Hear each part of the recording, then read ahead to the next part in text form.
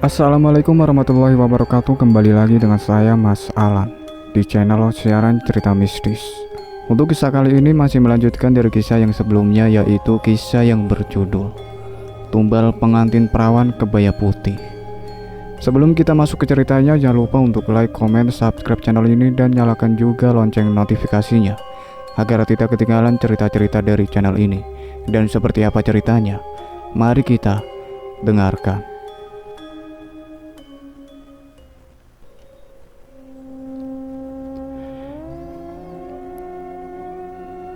Ibu Rati memang berniat menumbalkan Rani, sang putri yang belum menikah dan dia yakini masih perawan. Ibu Rati sungguh harus segera melakukannya agar keadaan kembali baik-baik saja layaknya arahan Ki Dana. Bagaimana jika saingan usahanya kembali seperti Ella dan keluarga? Bisa-bisa Ibu Rati kembali miskin dan mau tak mau harus menjalani hidup susah lagi. Hanya saja rasa berat itu tetap ada, karena meninggalkan Randy di rumah lama demi membuat dunia tak tahu bahwa dirinya memiliki putra cacat, dan juga kerap membuat Ibu Rati kepikiran. Masalahnya, ketimbang ia yang sudah dikenal masyarakat luas sebagai pengusaha kuliner sukses justru dianggap miring. Ibu Rati benar-benar cari aman. Ya sudahlah, besok sore juga aku bawa Rani ke rumahnya Ki Danang. Mantap Ibu Rati. Diam-diam mengintip Rani dari pintu kamar putrinya itu yang sedikit ia buka. Layaknya ketika membukanya, di tengah suasana malam yang temaram karena semua lampu nyaris sudah dimatikan semua, Ibu Rati menutup pintu kamar Rani dengan sangat hati-hati. Namun, ketika ia balik badan, ia dikejutkan oleh adanya sang suami. Yang membuat Ibu Rati terkejut selain Pak Dadang datang tanpa tanda-tanda. Wajah suaminya yang nyaris tanpa ekspresi. Tatapan Pak Dadang kosong, dan wajahnya pun pucat gelap. Selain itu, kedua mata Pak Dadang juga nyaris tak berkedip. "Ih, Papa ih," cibir Ibu Rati yang berlalu meninggalkan sang suami begitu saja. Ibu Rati berpikir alasan sang suami begitu karena memang sedang sangat pusing. Permintaan tumbal perawan dalam jumlah banyak dari Ki Dana, Ibu Rati yakini menjadi penyebabnya. Tak lama setelah kepergian Ibu Rati, Pak Dadang yang tampangnya mirip manusia virus zombie menjadi sibuk mengendus pintu kamar Rani. Namun cara Pak Dadang mengendus benar-benar masih tanpa ekspresi. Di dalam kamar, di balik selimutnya, Rani masih terjaga. Rani masih sibuk dengan ponselnya dan ekspresi sekaligus gelagatnya benar-benar gelisah. Rani tengah berkirim pesan WA dengan kontak Beb, dan foto profilnya merupakan mobil sport warna merah difoto dari samping. "Mau ngomong apa? Kangen? Malam ini juga aku kesana, asal kamu bukain pintu saja." "Aku hamil," balas Rani, yang kemudian memfoto tes pack di tangan kirinya. "Jangan tanya, kok bisa ya? Kita sudah terlalu sering kan? Sementara kamu sering datang tiba-tiba. Aku belum persiapan KB. Kamu pun gak pakai pengaman." Di tempat berbeda, di gubuknya Ki Danang tengah merenung serius. Di tengah suasana yang nyaris gelap gulita, Ki Danang tanpa putus asa. Beberapa kali Ki Danang menghela napas kemudian mengusap wajah. "Pantangan terbesarku ialah melakukan senggama dengan selain yang perawan. Jadi, ketika harus bersenggama sebenarnya antara senang sekaligus deg-degan, takut. Semoga tumbal perawan yang besok beneran perawan seperti sebelumnya. Sekalian mau aku puas-puasin. Karena andai sampai tidak, kekuatanku benar-benar berkurang drastis. Aku harus minum darah orok yang lahir di malam kliwon buat memulihkan efeknya." Keluh Ki Danang sulit buat semangat. "Ikut mama, papa. Aku kan mau kuliah mah, ini mau langsung berangkat," ucap Rani sangat hati-hati. Ia yang sebelumnya cukup deg-degan, jadi makin deg-degan hanya karena permintaan sang mama. Sebab pandai dirinya ikut sang mama, Ia khawatir gelagat aneh efek ngidam yang ia alami diketahui oleh orang tuanya. Kini saja, sekedar menghirup aroma masakan sejenis nasi dan lauk pauk membuat Rani sangat mual. Padahal, ia sudah memakai masker yang ditimpali stiker aromaterapi. Sambil melahap nasi dan rendangnya, Ibu Rati yang makan dengan lahap layaknya orang tak memiliki beban, mengangguk-ngangguk. Ia membenarkan pertanyaan sang anak yang memastikan putrinya itu untuk ikut dengannya. Iya, hari ini kamu ikut mama ke Surabaya buat... Ibu Rati yang sempat berucap lancar layaknya orang tak memiliki beban bahkan dosa, refleks diam. Namun tentu saja, Ibu Rati tak mungkin jujur bahwa alasannya mengajak Rani karena ia akan menjadikan putrinya itu tumbal. Mendadak Ibu Rati tak bisa melanjutkan ucapannya. Mendadak juga ia tak lagi fokus ke menu sarapannya. Dan memang langsung menu berat, yaitu rendang dengan nasi. Dengan sendirinya, tatapan Ibu Rati jadi menatap putrinya sendu. Rani yang makin cantik dengan segala kemewahannya duduk persis di hadapan Ibu Rati. Rani masih menatap sang mama dengan banyak keseriusan cenderung takut. Namun kini, sang mama yang sedari tadi bahkan memang selalu sibuk dengan dunianya sendiri mendadak menatapnya sendu. Ibu Rati yang biasanya bengis tanpa sedikit seorang yang merasakan kehilangan mendalam. Mah, ucap Rani ragu lantaran sang mama justru bengok. Panggilan Rani barusan membuat Ibu Rati terusik. Meski Ibu Rani refleks menelan makanan yang belum beres kunyah dan membuat wanita itu merasakan seret. Ibu Rati menatap untuk menumbalkan Rani, agar usaha yang ia bangun dan sudah mengharumkan namanya sekeluarga tetap jaya. Pokoknya, aku harus nurut ke Kidana, batin Ibu Rati yang kemudian berkata. Pokoknya, kamu wajib ikut apapun alasannya. Ibu Rati refleks menghela nafas dalam sekaligus berat. Sementara Rani langsung mendengus jengkel. Rani tidak bisa sepenuhnya menerima keputusan sang mama yang lagi-lagi memaksanya. Akan tetapi, Rani juga tak memiliki keberanian untuk menolak apalagi memberontak. Kenyataan Ibu Rati yang menoleh ke sebelah kanannya dari di sana ada sang suami justru membuatnya jengkel. Sudah pakaian saja masih sama, makanan juga masih utuh. Pak Dadang juga hanya diam. Laki-laki beneran lebih sering gak gunanya. Bakatnya cuma nyusahin dan dikit-dikit minta dilayani. Paling banter tagihan kartu kredit paling banyak. Gede banget kalau sudah gitu. Batin Ibu Rati memilih pergi dari sana. Cepat habiskan sarapanmu, mama tunggu di mobil. Serga Ibu Rati sambil menenteng tas mahalnya. Rani langsung mendengus sebal melepas kepergian sang mama. Namun ketika ia tak sengaja menatap ke sang papa, ia refleks merinding. Kok aku mendadak jadi merinding panas dingin gini ya? Pikirannya berangsur mengusap leher dan sekitarnya. Sesekali tatapannya kembali tertuju ke sang papa.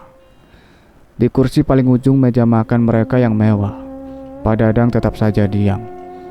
Bahkan sekedar mengedip mata saja Pak Dadang seolah tidak melakukannya. Termasuk juga perihal bernapas, Rani tak kunjung mendengarnya.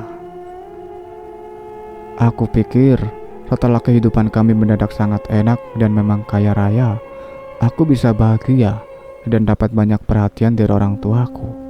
Namun, nyatanya sama aja. Kau malah jadi sangat kesepian sejak Kak Randy lumpuh, mirip mayat hidup. Ditambah lagi, Mbak Asih yang biasa jadi teman curhat malah mudik buat nikah terus nggak balik kerja lagi. Batin Rani tak sampai menyentuh sarapannya. Ia bergegas dari sana untuk menyusul sang mama. Ia tak mau ada badai tornado di sana dan itu karena kemarahan mamanya. Ayo Pak, cepetan, Papa ikutkan. Nanti Mama marah-marah lagi, ucap Rani lantaran sang papa mirip Tugu Keramat. Gawan yang tak lain kekasih Rani tengah bergandengan mesra dengan seorang wanita cantik. Ia yang awalnya tak menyadari tengah lewat salah satu rumah makan milik orang tua Rani. Santai-santai saja menatap, merangkul, bahkan mengecup mesra wajah sang wanita. Namun ketika Gawan menoleh ke sebelah kanannya, dan di sana merupakan rumah makan milik orang tua Rani, pemuda beranting hitam itu langsung terperanjat ketakutan. Ya ampun, itu kan Om Dadang papanya Rani, batin Gawan sambil menatap takut Pak Dadang. Di pintu masuk utama dekat jalan, Pak Dadang yang masih memakai hem biru tua dipadukan dengan celana bahan panjang warna hitam lengkap dengan ikat pinggang, berdiri. Namun wajah Pak Dadang terlihat pucat gelap.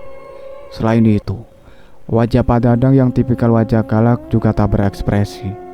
Bahkan tatapannya saja kosong. Ngeri banget, mirip zombie gitu. Ini aku harus buru-buru pergi dari sini ini, batin Gawan. Buru-buru menuntut wanita cantik bertubuh semampai yang memakai rok mini kuning di sebelahnya pergi. Padahal pertanyaannya si wanita berambut lurus sepundak tersebut saja belum sempat Gawan balas. Katanya kita mau makan sekaligus shopping dulu. Protes si wanita tak mau meninggalkan pusat perbelanjaan sekaligus keramaian keberadaan mereka. Padahal di tempat berbeda, di suasana berkabut dan kanan kiri merupakan hutan. Pak Dadang duduk di sebelah sang sopir. Namun seperti yang sempat Gawan lihat, Pak Dadang yang di situ juga berwajah pucat gelap dan tak sedikit pun berkomunikasi. Bahkan meski ia diajak berkomunikasi, seperti biasa, Pak Yusuf selaku sang sopir kembali melihat wanita cantik berkebaya putih dan juga berdandan ala-ala pengantin.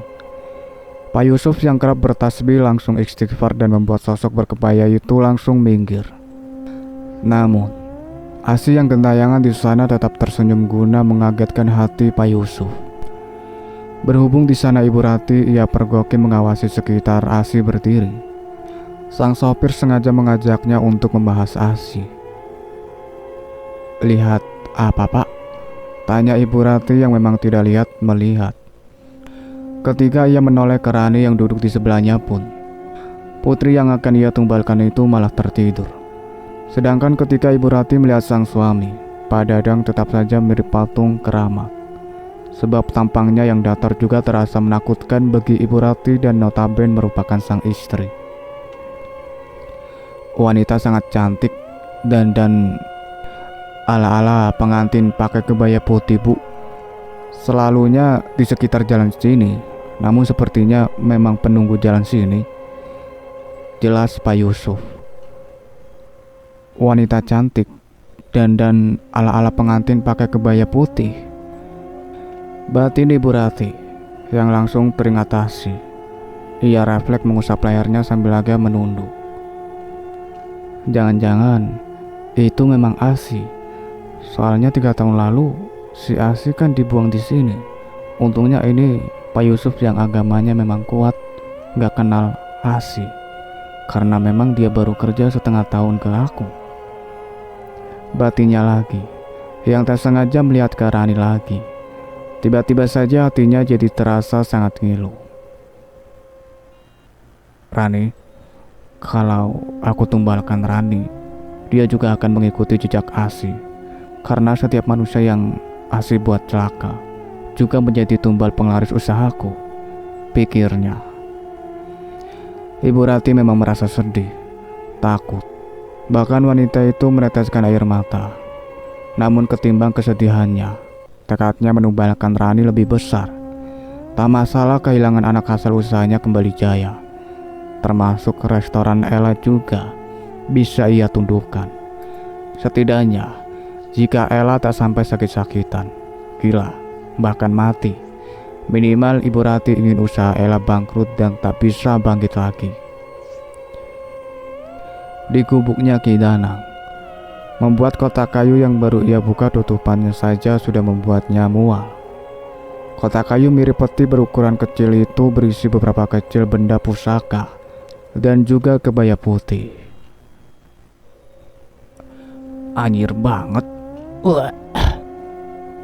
Ini bekas ASI dan memang gak sampai dicuci biar kekuatan arwah ASI tetap tertinggal di sini. Biar hasilnya juga bisa bikin aku makin sakit. Ucap Ki Danang yang tetap mengambil kebaya putih dari dalam petinya, meski ia terus mual. Gak tahu kenapa, sejak tahu bahwa Ucup dan Raffi menjadi bagian dari saingan Rati dan Dadang, hidupku jadi gak tenang. Ini saja, jelas-jelas aku sudah mau dapat tumbal perawan lagi. Rasanya tetap gak bisa tenang. Aku tetap gak bisa yakin. Tapi aku bisa. Berbeda saat akan mendapatkan tumbal ASI. Perasaan Ki Danang kali ini amat sangat gelisah. Apalagi tak bisa Danang tampik. Selain ketakutannya kepada Ucup dan Raffi, mencari gadis perawan memang sangat sulit. Harusnya sih hari ini Rati dan Dadang datang bawa tumbal perawan buat jadi pengantinku, pikir Ki Danang lagi sambil memastikan keluar gubuknya. Keadaan di sana benar-benar sepi. Selain tak sembarang orang bisa melihat keberadaan gubuknya. Selain memang mereka-mereka yang berniat minta bantuan sekaligus bersekutu dengannya. Di tempat berbeda, di rumah Raffi dan itu di kolam renang, Ucup dan Raffi tengah balap renang. Sementara si cantik Ella yang nyaris selalu ceria tak mau kalah dan buru-buru menghampiri. Ella buru-buru menaruh tas pundaknya di meja dekat kolam renang, kemudian mengambil sebuah handuk dan ia berikan kepada Ucup. Maksudnya begitu. Tapi ia yang gampang jatuh malah terpleset dan terjatuh masuk ke kolam. Raffi yang meski pendiam tetap tidak bisa untuk tidak tertawa. Terlebih Raffi tahu Ella sangat menyukai dan memang bucin tingkat dewa ke Ucup. Sementara Ucup yang meski terus diam bahkan cuek juga tidak pernah bisa membiarkan Ella susah apalagi terluka. Ucup yang awalnya sudah duduk di pinggir kolam segera meluncur menyusul Ella. Ella yang sempat panik dan juga kesal setelah mendengar tawa jahat dari Raffi langsung tersenyum bahagia. Sebab tatapannya mendapati Ucup menyusul dan tentu saja akan menyelamatkannya. Selalu sekeren ini memang Ucup, beneran mirip Papa Jensen. Batin Ella dan langsung didengar oleh Raffi sang pembaca isi hati sekaligus pikiran. Ella. Raffi masih cekikikan dengan berangsur beranjak dari sana. Ia meraih handuk dari meja tas Ella berada kemudian mengeringkan tubuhnya. Hati-hati, lirih Ucup sangat perhatian kepada Ella. Ia membantu Ella duduk di pinggir kolam. Weekend besok jadi ke kampung kamu kan? Kalau iya, aku atur jadwalnya sekalian izin ke papa mama, soalnya kita belum izin. Ucap Raffi sambil duduk di kursi kayu kemudian membuka tutup botol air mineral yang sudah ada di sana. Mendengar itu apalagi? Ucup ya pergoki mengangguk. Ella langsung heboh minta ikut, yang dengan kata lain mereka akan ke lokasi dekat gubuk Ki Danang berada, karena memang kampung keluarga Ucup pada di sana. Sementara itu, di tempat berbeda, di dalam gubuk Ki Danang, Rani tengah muntah-muntah parah. Loh, kok Rani ikut muntah-muntah? Dia beneran masih perawan kan? Soalnya jika memang iya, harusnya dia nggak muntah-muntah. Pikir Ki Danang jadi makin gelisah. Apakah ini pertanda?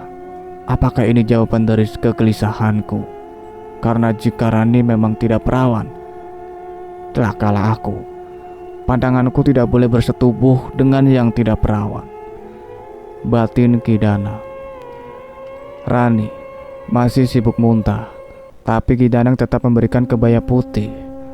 Padahal Ki Danang meragukan keperawanan Rani, karena memang kesibukan Rani muntah menandakan ada indikasi kuat bahwa wanita cantik itu sudah tidak perawan. Masalahnya, penampilan Rani yang sangat menarik, sekadar kulitnya pun tampak sangat mulus. Benar-benar menggoda Ki Danang yang pada dasarnya tak memiliki iman. Ki Danang yang sebelumnya sempat mencicipi ASI dan kecantikannya masih sangat sopan, merasa tertantang dengan gaya Rani yang gaul kekinian. Kini, Ki Danang ingin segera mencicipi tubuh Rani yang tak segan mengubar kemulusan paha maupun dadanya. Ki Danang keluar dari ruang yang hanya tertutup tirai. Ruang di mana di sana ada dipan beralas tikar nyaman lusuh.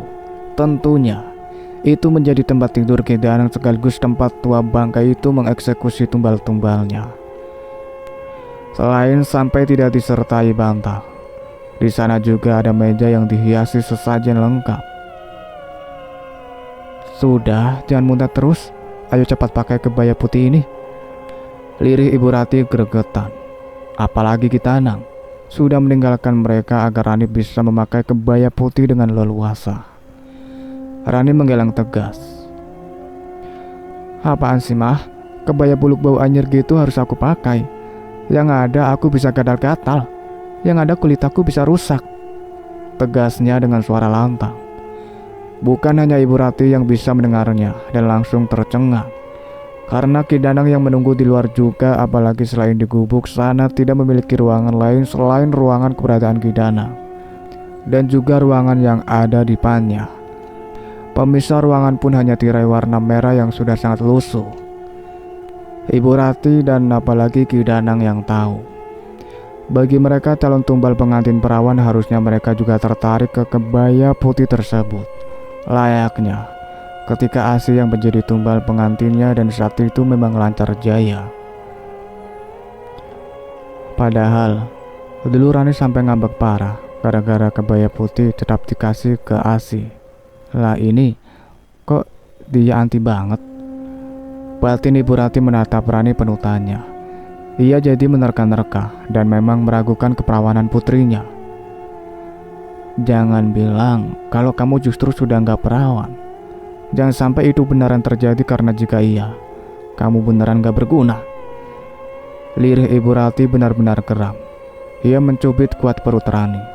Rani yang memang merasa bersalah juga jadi merasa tengah dihakimi. Walau tak sampai menampar, apalagi membenarkan apa yang sang mama lakukan. Sukses membuat Rani diam. Adegan muntah-muntah sungguh usai meski Rani tetap merasa mual. Tanpa bisa menyudahi emosinya, Rati menaruh paksa kebaya putih di kedua tangan Rani. Ia meninggalkan putrinya yang sudah ia wanti-wanti untuk segera menggunakan gaun putih tersebut. Setelah melewati Ki Danang yang berdiri tak jauh dari tirai merah yang mengusik pikiran Ibu Rati tentu mengenai absennya yang sang suami. Di sana, sang suami sungguh tidak ada. Pak Yusuf pun hanya terjaga sendiri. Diamnya Rani yang tak lagi sibuk muntah membuat Ki Danang tersenyum sumringah. Karena diamnya Rani juga ia yakin bahwa sebenarnya Rani masih perawan. Padahal di balik tirai yang ada di hadapan Ki Danang, Rani masih mual nyaris muntah.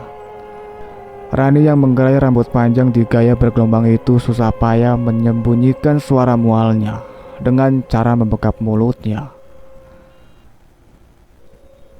Setelah aku ingat-ingat, ini kebaya beneran mirip kebaya yang dikasih ke Mbak Asi deh. Nah, ini ada tandanya. Aku kan sempat bikin manik-maniknya rusak setelah saat itu. Aku merebutnya paksa.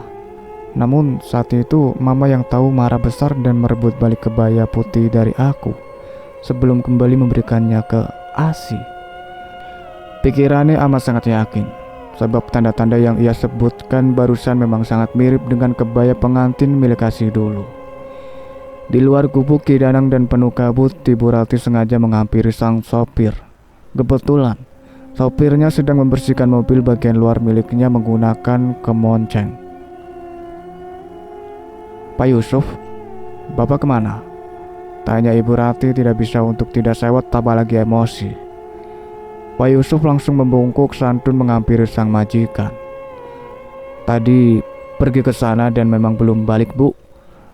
Selain bertutur sangat santun, ia juga menunjuk ke arah jalan yang dimaksud menggunakan jempol tangan kanannya.